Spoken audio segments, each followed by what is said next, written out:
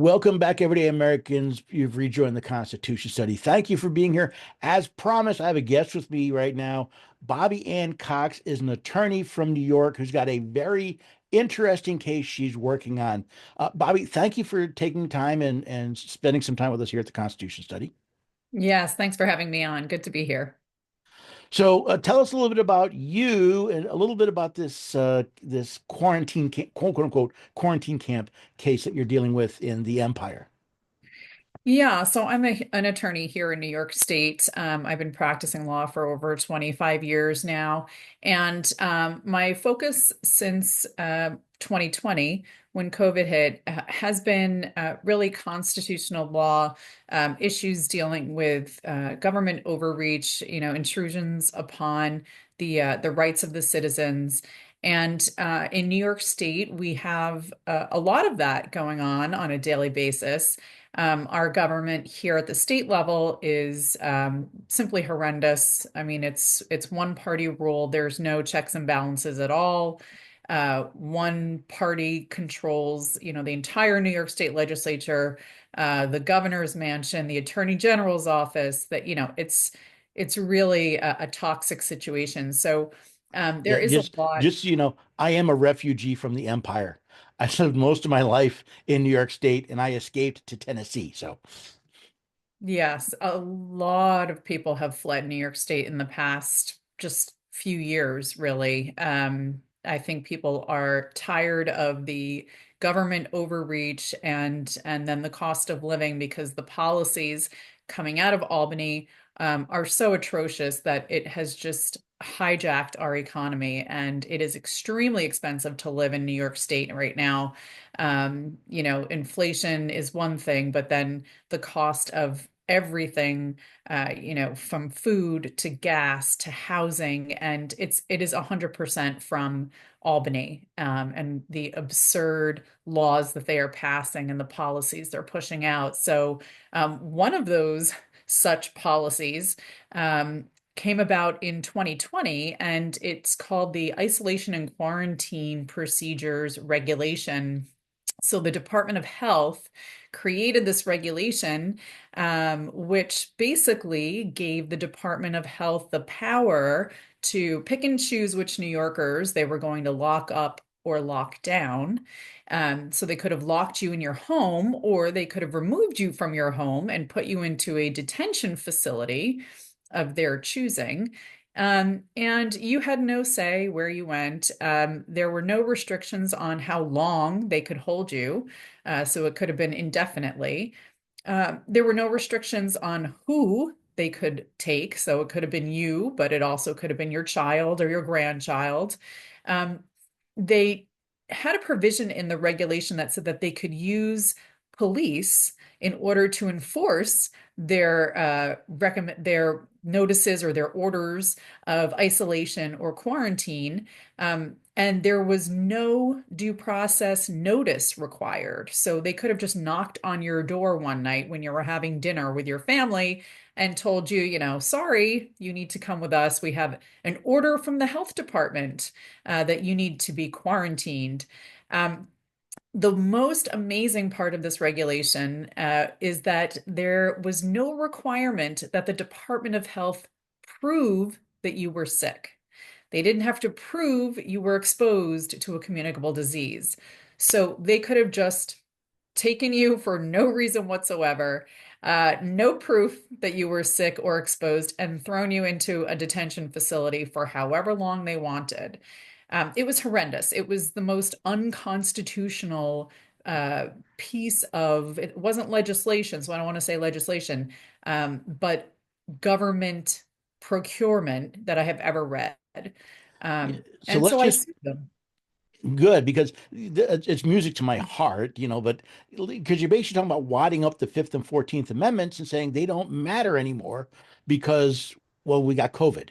I mean, that really was the instigator for all of this. So you've sued. Where does that lawsuit currently stand? So the lawsuit came to a resolution in the middle of January, so about 2 months ago. almost 3 months ago. We had final resolution. We did win at the trial court level. So that's the first level of judiciary is the trial court. And the judge struck down the regulation and said that it was unconstitutional on multiple levels. But our main argument was separation of powers had been breached. My plaintiffs in the case were a group of New York State legislators and a citizens group called Uniting New York State. And the main argument was that the governor and the Department of Health cannot make law that is not part of what their authority is in the executive branch of government. But with this regulation, they did make a law. It infringed upon or usurped the power of the legislature, right? Only legislators make laws, not governors and departments of health. Um, so, they called this thing a regulation, but it was really a law. In fact, it conflicted severely with our 70-year-old quarantine law, which we've had on the books here in New York State since 1953. So, agencies can't rewrite laws. Agencies can't write a regulation that conflicts with a law. They don't have that power. Otherwise, what's the point of having a legislature at all? So the judge did rule in our favor. He did strike down the regulation. And of course, the governor and the Department of Health appealed. And on appeal, the appellate division reversed our win and claimed that my plaintiffs didn't have standing, which is not Oh. only ridiculous, it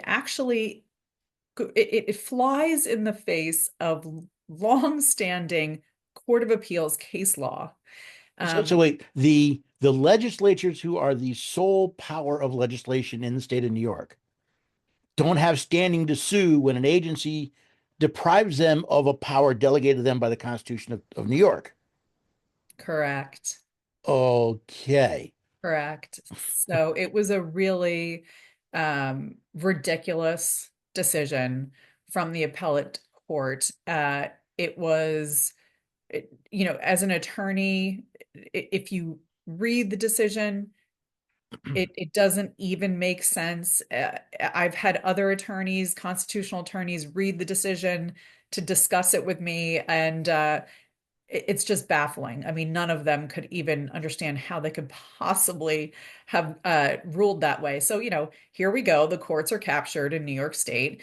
But that's okay. I appealed that decision to the state's highest court, which is our Court of Appeals, which sits in Albany. It's a panel of 7 judges, all appointed by governors. And as are the appellate judges in New York. Only the trial judges are elected in New York State. So we did appeal that case, and originally the Court of Appeals denied and said they were not going to hear the case. So we made another motion. We asked them again, please hear this case. Here are all the reasons why this case should be heard. Um, and then in January, they ruled that they were not going to hear the case. That was our final decision. And unfortunately, there is no other court to take this to. So as it stands right now, the regulation does not exist because we got it struck down when it was still an emergency regulation. It was not yet a permanent regulation. But they can reissue that regulation if they want to because of the way that the court ruled, and then the highest court in New York wouldn't even take the appeal. So if the Department of Health wants to reissue that horrendous regulation, they're free to do so. So the regulation, I would say they promulgated the regulation. What brought it, what removed it from effectiveness? The fact that the quote unquote emergency is gone? Because we won at the trial court level. So the trial court judge struck down the regulation when it was still in an emergency phase. So the way it works is emergency regulations expire after X number of days. So Okay. when when we sued, the Department of Health was trying to make it a permanent regulation, meaning it wasn't going to expire ever. And we Gotcha. got it struck down and deemed unconstitutional before they could make it a permanent regulation. So the fact that the appellate court reversed our win, it doesn't mean the regulation's back in effect because the regulation was only a temporary emergency regulation. So at this point, it would have expired, and the our judge at the trial court had prohibited the Department of Health from reissuing it ever again.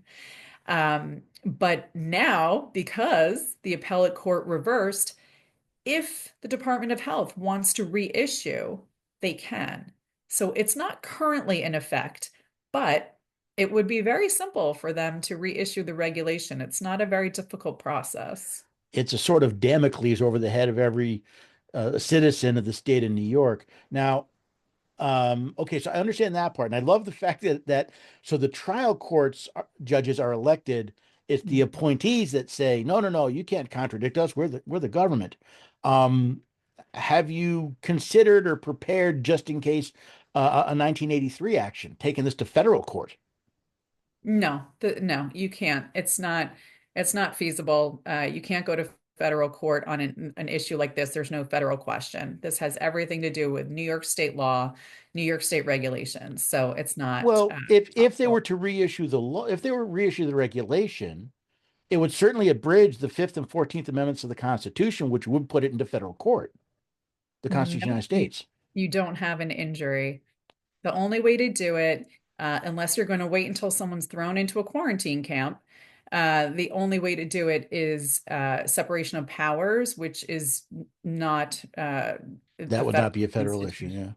Yeah. Yeah, not it's not provisions that you're citing in the federal constitution. So, but even if somebody did get thrown into, if they reissue the reg and they decide to start putting people into quarantine camps, by the time a person in one of these facilities finds a lawyer and the lawyer is able to file the case and get in front of a judge, the person is probably by that point going to have been released because lawsuits take, not days, folks. Lawsuits takes months and years. My lawsuit, that quarantine lawsuit, just took me 3 years to get from start to finish. So by the time you get in front of a judge, the person's going to be out of the quarantine facility. And what's the government going to say? Well, now it's moot because there's no point because the person is free, But you right? still, So but you still have the injury, you know. doesn't matter. This is the way the courts work in New York. It's not a it's everybody likes to argue logic and the way things are supposed to work, but that's not how it works in New York. In Right. New York, it works that the party in charge, which is the Democrat Party, does what they want because it's one party rule. They have complete control of the government at all levels in New York. New York City, same thing as New York State government. New York City government is just the same. The mayor is Democrat, the city council is supermajority Democrat. It's the same thing. So when you have only one party running the show at all levels of government, it is toxic because the voice of the people is not heard because those politicians know that they can do whatever they want, and who's going to stop them? Okay, so maybe somebody brings a lawsuit like I did, but the lawsuit ended up being, in the end, not even heard by the highest court in our state. So it's unfortunate that, you know, trust me, if we could go by logic and the way things are supposed to work, there never even would have been a quarantine camp regulation in the first place, right? Yeah, and that again explains why I like left the Empire 10 years ago. I just couldn't take it anymore, and I needed to get my family someplace where our rights actually mattered. Because that really is the point. You've got a flagrant attempt to violate the rights of the citizens, and the courts can't even be bothered to say that you don't have standing is ridiculous. To Yeah. not even bother. It's frustrating. We're running out of time. I know you have places to be, but before you go, can you tell us where maybe other citizens of New York can find out information, maybe prepare a little bit, or find out other things that you're working on? Sure, sure. So if people want more information about this quarantine camp lawsuit and the regulation, they can go to the website that my plaintiff created for giving people information. It's www.unitingnys.com. And then you just click on the tab that says lawsuit. And they have a whole page there about the lawsuit. They have links to the regulation, to the judge's decision, and whatever. So it's a very good, comprehensive website.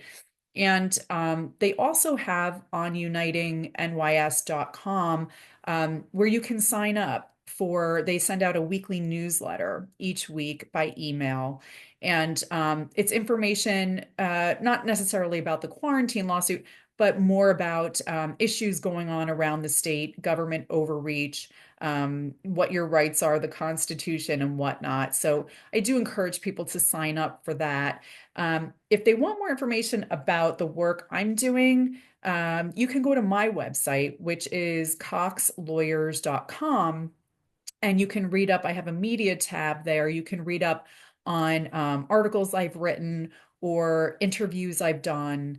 And I also write a Substack, which is attorneycox.substack.com.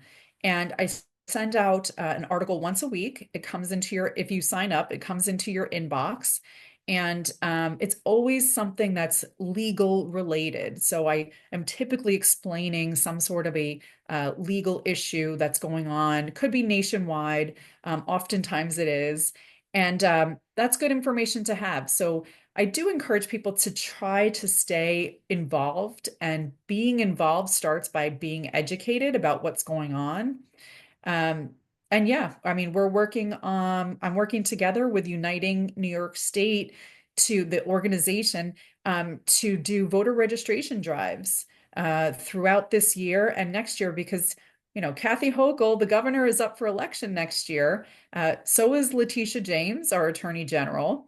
And so is the entire New York State legislature. They're all up for reelection next year, as are our members of Congress, the House of Representatives. They're all up for election next year. So we're doing a lot of voter registration drives to try and increase the number of voters.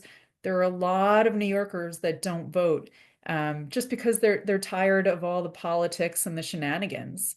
But we have to get involved. We can't just sit by the sidelines because this is what happens when people don't get involved. I absolutely agree. I always tell my listeners, you really need to focus state and local because you can lose your rights just as easily, and I think more easily at the state and local level than you can at the federal level. Bobby, Ann, thank you for your time. I enjoyed it. If you've got other content you think my audience would be interested in, reach out, let me know, and hopefully we'll see you again here sometime on the Constitution Study. Yes, thanks for having me on. Good to see you.